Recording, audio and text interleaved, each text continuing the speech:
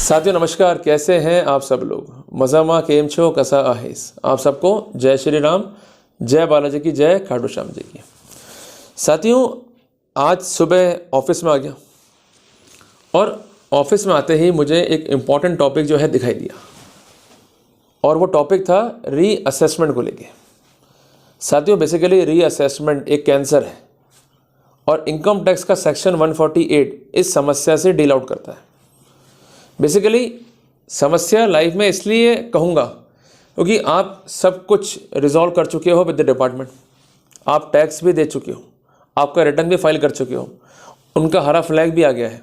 इसके बावजूद भी कई बार देखा होगा आपने 4 साल बाद 5 साल बाद एक नोटिस इनकम टैक्स डिपार्टमेंट से हमारे ईमेल पे आता है। उसमें लिखा रहता है कि आपने अपनी इनकम के बारे में सही डिस्क्लोजर नहीं करा, जिस कारण आपने टैक्स को इवेट किया है, इनकम को एक्सेप्ट किया है और टैक्स को इवेट किया है, जिस कारण आपका रीअसेसमेंट किया गया। उसमें कुछ फैक्ट सामने आए और जो हमने आपकी इनकम मानी है वो इनकम सो एंड सो है। इस पर आपका टैक्स लायबिलिटी बनता है, वो चुका दीजिए, जिसको हम कहते हैं एरियर्स इन टैक्स लायबिलिटी। और अगर नहीं चुकाएंगे तो आप पर सख्त कानूनी कार्रवाई करनी होगी। साथ ही जब भी नोटिस हमको आता है हम घबरा रहते हैं, करें तो क्या करें। बेसिकली इस तरह के नोटिस को कैसे डील करना है, उसके प्रैक्टिकल पर्सपेक्टिव क्या है, इसकी जानकारी हमें होती नहीं है। हम जाएंगे सीए के पास में, वो हमें बताएगा भाई इसका रिप्लाई देना पड़ेगा, इसका जो है ऑब्जेक्शंस फाइल करना होगा, तो हम सब कुछ सीए पे छोड़ के आ जाते हैं, जो बहुत गलत चीज़ है। हमें खुद से प्रयास करने होंगे, हमें चीज़ों को ईजी करके उन्हें देना होगा ताकि हम समाधान निकाल सकें, समस्या का पार्ट नहीं बन सकें। क्लियर है। अब साथियों बेसिकली समझना है रीअसेसमेंट को, तो हम एक छोटा सा एग्जाम्पल लेंगे। ये लेना जरूरी है, अगर नहीं लूँगा एग्जाम्पल यहाँ पर तो आप स्थितियों को समझ ही नहीं पाएंगे। साथियों बेसिकली सरकार ने आपको एक छूट दे रखी है, क्लियर है, कि आप अपनी इनकम को खुद तय कर लो। लोग कहते हैं भाई सरकार दुष्ट है, सरकार जो है टैक्स का हमारे पर डाल रही है बर्डन, सरकार जो है हमको परेशान कर रही है टैक्स के लिए। सरकार तो कर रही है, हम परेशान कर ही नहीं रहे आपको। आपने क्या कमाया, क्या नहीं कमाया, क्या गवाया, क्या पाया, हमें से कोई मतलब नहीं है।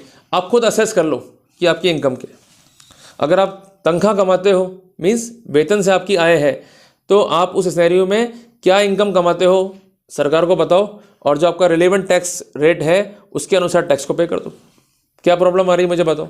अगर आप एक बिजनेसमैन हो, आपने कमाया जी मान लीजिए 1000 रुपया, उसमें आपका खर्चा भी हो गया, उसके बाद जो पैसा बचता है आपका, जो प्रॉफिट है वो कितना है वो आप बताइए, ठीक है जी, और उस पर जो टैक्स रेट एप्लीकेबल है वो पे कर दो।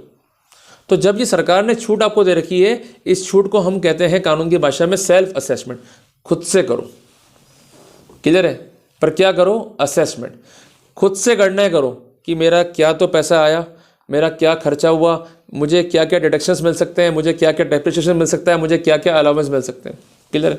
पर कई बार ऐसा होता है कि जो बिजनेसमैन होते हैं ये अपनी गणनाएं करने में कुछ ऐसे फॉर्मूलाज अप्लाई करवा देते हैं या लगा देते हैं जिससे इनकी इनकम बहुत कम हो जाती है और अल्टीमेटली इनके टैक्स की लायबिलिटी जो है बच जाती है। इसको हम कहते हैं case of income escape. Clear है। तो ऐसे सिनेरियो में ऐसे लोगों को पकड़ने के लिए एक हथियार है इनकम टैक्स के पास में। वो हथियार क्या है, रीअसेसमेंट।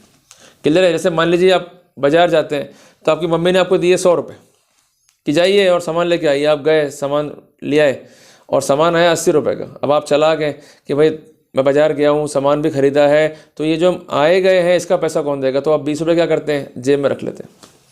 पर अगर आपकी मम्मी चला गए, उनको मालूम है भाई जो सामान आएगा वो 80 रुपये का आएगा, उससे ऊपर तो आ सकता ही नहीं है, तो वो झट से आपको पकड़ लेंगे, आपसे क्वेरी करेंगी और आप घबरा के 20 रुपये जो है हमको दे दोगे।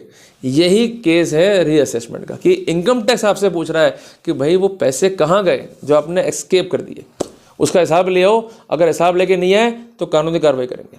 क्लियर है। तो इस तरह के नोटिस को हम कहते हैं नोटिस ऑफ रीअसेसमेंट। क्लियर हो गया। आसान भाषा में मैंने आपको क्लियर कर दिया।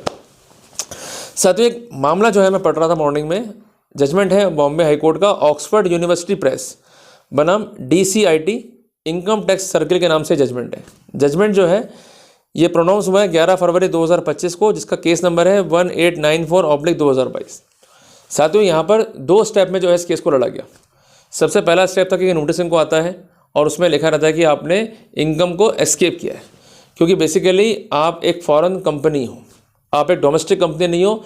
चूँकि आप एक फॉरेन कंपनी हो जिस कारण आप पे जो एप्लीकेबल टैक्स रेट है वो है 40% का। क्लियर है। अगर डोमेस्टिक कंपनी होते तो ये 30% होता, पर आपने डोमेस्टिक कंपनी खुद को बताकर जालसाजी कर दी और कम टैक्स रेट पर अपना टैक्स कंप्यूट करके आपने अपना जो जिम्मेदारी था टैक्स देने का उसको जो है छुपाया है, और ऐसा करने के लिए आपने मटेरियल फैक्ट्स को जो है मैनिपुलेट किया। ये इनका नोटिस था। इसका उन्होंने फाइल किया ऑब्जेक्शन। देखो, जब भी आपको इस तरह का मेल आएगा तो ये नहीं कि आप मेल का रिप्लाई मेल से कर दोगे। ऑब्जेक्शन के लिए आपको इनकम टैक्स की साइट पर जाना होगा, वहाँ पर लॉगिन करना होगा, और आपका जो कंसर्न पोर्टल है वहाँ जाके आपके ऑब्जेक्शन जो है फाइल होते हैं। क्लियर है? तो इन्होंने अपने ऑब्जेक्शन को जो है फाइल किया, पर अल्टीमेटली इनके जो ऑब्जेक्शन हैं उन्हें कंसिडर ही नहीं किया गया।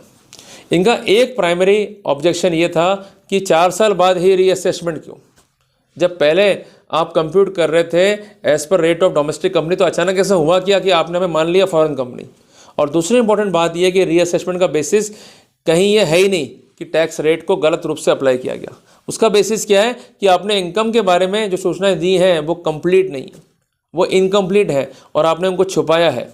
जिस कारण से जब ये फैक्ट संज्ञान में आया डिपार्टमेंट के, तो डिपार्टमेंट ने आपसे इंक्वायरी करना उचित समझा, ताकि डिपार्टमेंट जो है इनकम को कंप्यूट करते हुए जो एरियर्स हैं टैक्स लाइबिलिटी के, उसको निकालते हुए वो आपसे वसूल कर सके।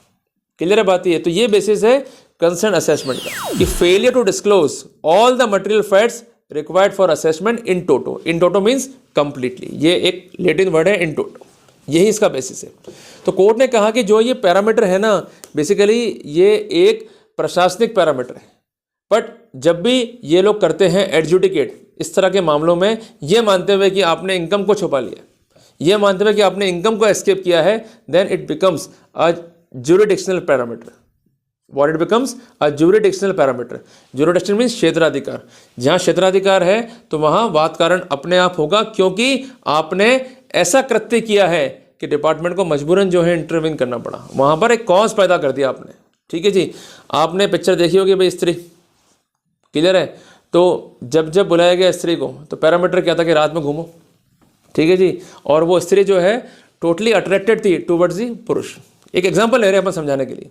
तो कोई पुरुष रात में घूम रहा है तो स्त्री जो है इसको धर लेगी, ये पिक्चर में हमको दिखाया गया। तो वही चीज़ यहाँ पर है कि अगर किसी को धरना है रीअसेसमेंट के लिए, तो डिपार्टमेंट के पास एक ऐसा कारण होना चाहिए, एक ऐसा कॉज होना चाहिए जिसके आधार पर वो कह सकें कि आपने अपने इनकम के बारे में जो डिस्क्लोजर दिए हैं वो इनकम्प्लीट है, वो गलत है, और आपने फुल डिस्क्लोजर जो है वो नहीं करा है। अगर करते तो नौबत नहीं आती रीअसेसमेंट की।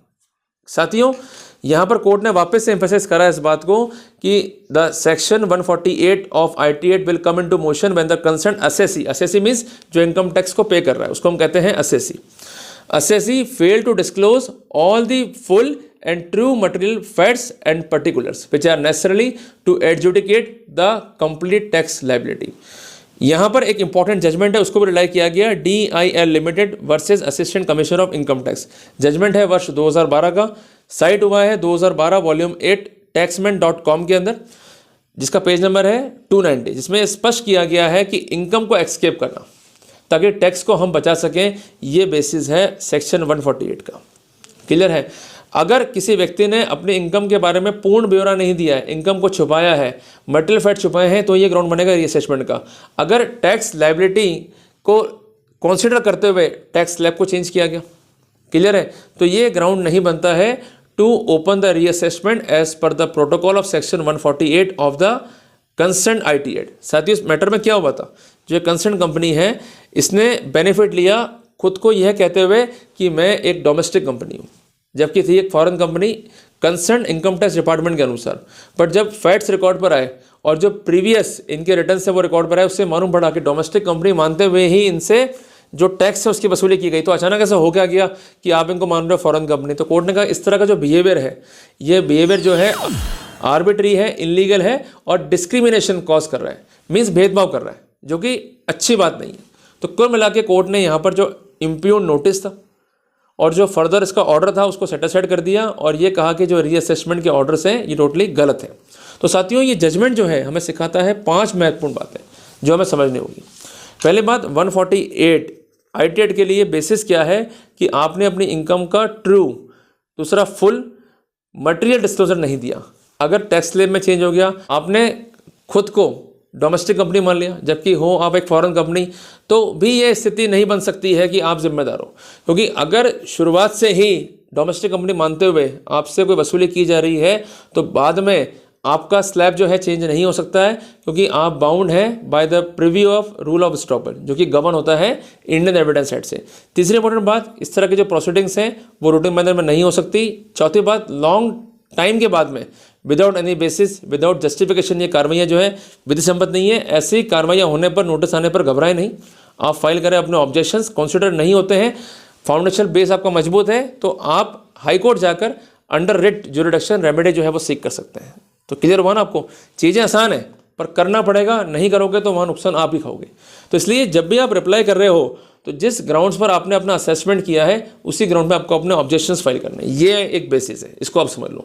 और कुछ भी आपको डेविएट नहीं करना है, और सबसे महत्वपूर्ण बात, आपका एक स्टैंड लेना पड़ेगा आपको, और उस स्टैंड से आपको विचलित नहीं होना है। जितना विचलित आप होगे, स्टैंड चेंज करोगे, मारे आप ही जाओगे। उनका नोटिस, उनका भय आपके स्टैंड चेंज करने का कारण नहीं हो सकता है। अगर हम स्टैंड को चेंज कर रहे हैं उनके भय से, तो हम केस को हार जाएंगे। अपना एक ही स्टैंड लेके चलो कि जिस ग्राउंड पे हमारा असेसमेंट था जो सक्सीड हुआ, और सेक्शन 143 आईटी में कार्रवाइयाँ जो है वो नहीं हुई, जिस कारण से हम ये वापस से कहते हैं कि हमने कोई भी टैक्स को इवेट नहीं करा है। क्लियर है? जिस कारण से जो रीअसेसमेंट है वो इलीगल है या गैर कानूनी है, यही पॉइंट आपको जो है लेके चलने पड़ेंगे, और यही बेसिस है, इसी पर जो है अपने को काम करना है। तो घबराएं नहीं, चीज़ को समझें, अप्लाई करें, और रिजल्ट जो है मिलेंगे, बट उसके लिए प्रयास करने होंगे। क्लियर है? जल्दी मिलते हैं एक नए टॉपिक के साथ। टिल देन, जय हिंद, जय भारत।